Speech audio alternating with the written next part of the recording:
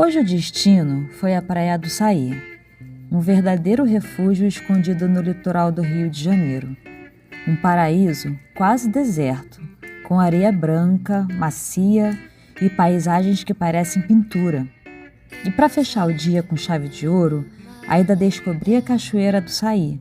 Água geladinha, perfeita para tirar o sal do mar e renovar as energias do calor carioca.